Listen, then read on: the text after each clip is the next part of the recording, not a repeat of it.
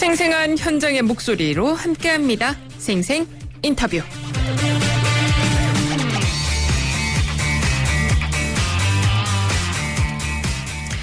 생생 인터뷰 추동계 개편을 맞아서 첫 시간에 모신 분은 우리 지역은 사실 보수당 성향이 강하잖아요. 그런데 지난 지방선거에서 민주당 바람을 불어일으킨 주역.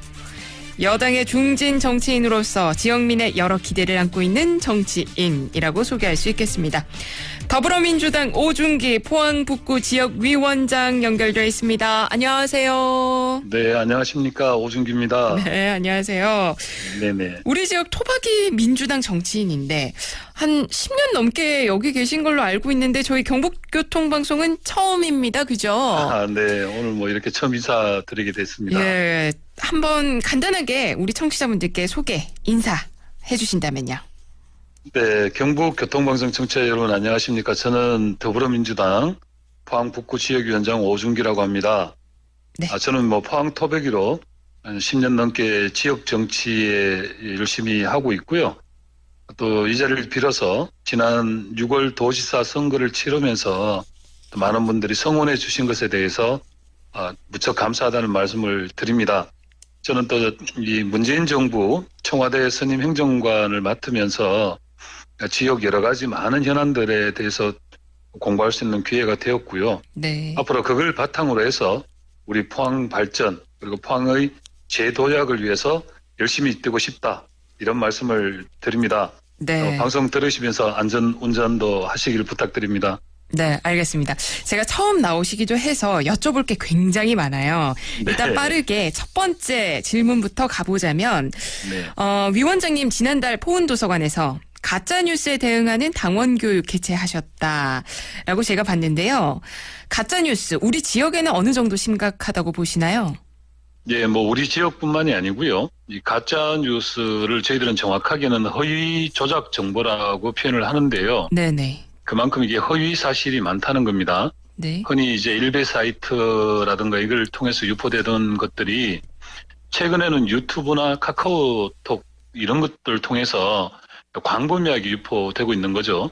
특히 우리 지역의 어르신들이 이런 허위 조작 정보를 여과 없이 수용을 하시면서 세대 간의 갈등이나 또 계층 간, 지역 간 갈등이 이제 심화되고 있다. 이런 말씀을 좀 드립니다. 네. 최근에 이제 권위 있는 H경제연구소 보고서에 따르면은 허위 조작 정보로 인한 국가적인 이 불필요한 사직 비용이 돈으로 추산하면 그 규모가 상상을 초월할 정도라고 이렇게 보고서가 나온 것 같습니다. 네. 그래서 저희 지역 당원부터라도 이런 허위 조작 정보가 어떤 것이고 또 왜 만들어지고 또 어떻게 대응해야 하는지 알아봐야 되겠다 이런 생각에서 또 행사를 또 기획했었습니다.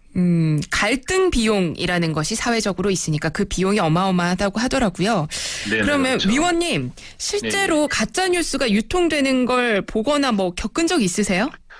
예, 뭐 제가 그 정치를 하는 사람인데도 저한테도 카카오톡을 통해서 상상할 수 없는 그런 그래요? 얘기들이 많이 직접 날아옵니다. 본인에게 예, 근데 메신저로요? 예, 그렇죠. 근데 이제 보통 그러면 이제 허위 조작 정보로 그 법적인 책임을 받을 수 있습니다 하면 이렇게 다음부터 안 보내는데요. 최근에 보면은 이제 살값 오르는 이유가 북한에 퍼져서 이제 살이 모자라서 그렇다 이런 이야기가 많이 나돌고 있어요.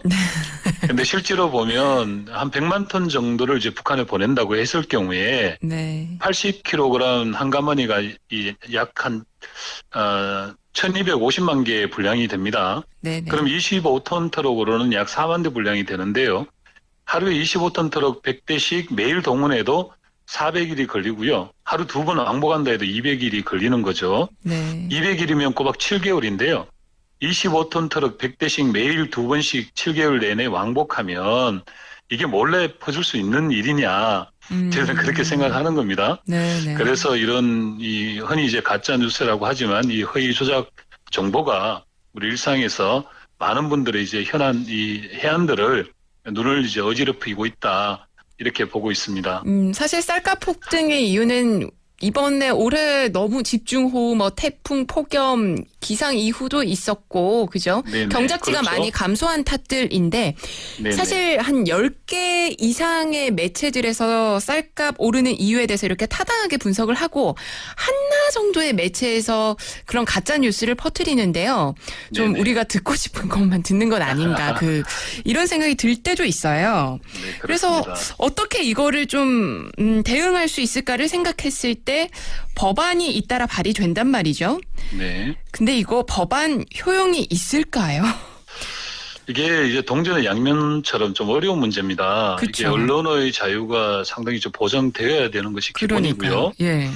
또 그렇다고 해서 이 가짜 뉴스 이제 허위 조작 정보가 아무런 제한 없이 유통되어서도 안 되는 문제죠. 네. 그래서 가짜 뉴스에 대응하기 위해서 법안이 발의되더라도 이제 언론의 자유를 침해하는 것까지는 안 된다는 것이 기본 생각입니다. 왜냐하면 국민들이 공감하는 합리적이고 엄격한 기준이 좀 규정되어야 할 거라고 보고 있고요. 네. 그러니까 실제로 선진국에서는 이것을 그냥 법안만으로 해결하려고 하는 것이 아니고 어릴 때부터 조기 교육을 통해서 가짜 뉴스와 진짜 뉴스를 좀 구별하는, 그리고 이제 그 정치자나 우리 일반 시민들께서 분별할 수 있는 역량들을 길러나가는 것이 가장 좀 좋은 방법입니다. 맞습니다. 예. 그럼에도 불구하고 현재에서는 이 법안이라도 좀 만들어내서 언론의 자유를 침해하지 않는 선에서 이런 문제가 좀 해결되어야 된다, 이렇게 보고 있습니다. 네, 우리 시민 스스로 좀 노력하는 게 가장 우선시 돼야 되지 않을까 싶고요.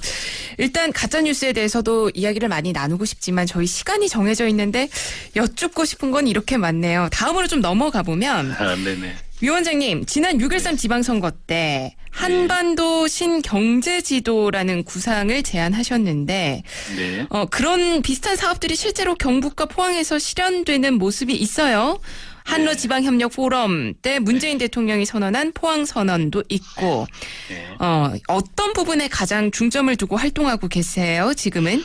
예, 한반도 신경제지도는 뭐 문재인 정부에서 내건 슬로건이기도 하고요. 네. 예, 저는 지방선거에서 우리 경북이, 특히 포항이 북방 경제를 뚫어내는 것이 포항의 미래 먹거리를 만드는 데 가장 중요한 거다, 이렇게 좀 생각을 해왔습니다. 네. 다들 아시다시피 포항 경제가 많이 어려운데요. 기존의 기본 질서들을 잘 해결하는 것도 중요하지만 새로운 어떤 가치 창출하는 게 가장 좀 중요하다. 그래서 이제 북방 경제에 대한 관심이 많이 갖고 있습니다. 네. 최근에 한러 포럼 때 문재인 대통령께서 포항을 직접 좀 방문도 해주셨지 않습니까? 네. 그래서 저는 그 청와대 초기 이제 문재인 정부의 청와대에 있으면서 이제 배운 경력들을 가지고 포항에서 이루어진 이런 포항 선언과 또 포항 북방 경제를 잘 만들어갈 수 있도록 또 포항시와 정부 간의 가교 역할을 좀 계속하고 또 그렇게 충실히 좀 수행할 생각을 좀 갖고 있습니다. 경제적으로나 사회적으로나 문화적으로 포항이 가교 역할을 할 수 있다라는 말씀이신데 네네. 구체적으로 어떤 부분에 중점을 두고 활동하시나요? 일단은 그 포항시에서 여러 가지 많은 좀 고민들을 하고 계세요. 네네. 특히 이제 러시아와 중국과 일본을 엮는 전반적인 이제 무역 항로, 그 다음에 그 물류 기지로서의 역할, 이런 것들을 하려고 하는데 여러 가지 이제 규제와 제한들이 많이 있죠. 그동안의 법률이라든가 이게 또 정부 부처랑 잘 상의해야 되는 부분들이 또 많이 있습니다. 네네. 또 하나는 또 정부 예산이 필요한 게 있고요. 특히 북방으로 올라가는 철길부터 시작을 해서 해결할 내용들이 참 많이 있는데요. 그런 소통의 과정에서 정부 부처에 제가 조금이라도 좀 도움이 좀 될 것 같아서 포항시와 잘 협력하고 해서 장기적으로 북방 경제를 뚫어나가는 어떤 교두보를 확보하는데 최선을 좀 다하고자 그렇게 하고 있습니다. 알겠습니다. 한반도 신경제지도가 현실이 되기를 바라보고요. 마지막 질문이 될 것 같아요. 지진이요. 위원장님, 그렇죠. 예. 정부가 2,200억 원 투입해서 앞으로 5년간 흥해 특별도시 재생 사업을 추진할 예정이다라고 했는데 우리 포항 북구 지역위원장이시잖아요. 네네네. 어디에 가장 중점을 두고 계시고 현재 어떤 역할을 하고 계신지 말씀 좀 해주시죠. 먼저 지진 1주년이 좀 지났는데요. 네. 지진 피해로 고통받고 계시는 주민들께 정치를 하는 한 사람으로서 죄송하다는 말씀도 드리고 또 위로의 말씀을 또 전합니다. 최근에 이제 흥해 특별도시재생지역으로 확정하고 약 2천억 넘게 재정 투입이 결정되었는데요. 이것으로 모든 문제가 해결되지가 않습니다. 않죠. 완파된, 반파된, 그리고 일부 파손된 주민들 간의 이해관계가 아직 여전히 남아 있고요. 그냥 향후에 그러면 흥해를 그냥 집만 수리하는 것으로 끝낼 수 있는 문제가 아니지 않습니까? 사람이 살 수 있는 곳, 그리고 좀 더 발전할 수 있는 곳으로 네. 만들어 가야 하는데, 최근에 이제 포항시와 우리 피해를 입으신 주민들과의 소통이 좀 불편하다는 제기를 많이 받았어요. 네네. 그래서 얼마 전에 우리 흥해 주민들하고 간담회를 통해서 그런 이야기를 들어서 포항시청에 저희들이 제안도 드리고 해서 긴밀하게 소통하는 창구부터 좀 만들자, 이렇게 네. 좀 진행을 하고 있고요. 또 이제 정부나 이제 청와대에 건의할 사항들이 많이 있으시다 그래서 직접 청와대에 이제 관련 부서를 연결을 해서 주민들께서 직접 가서 호소하고 그렇게 할 수 있도록 좀 교도 역할을 하고 있습니다.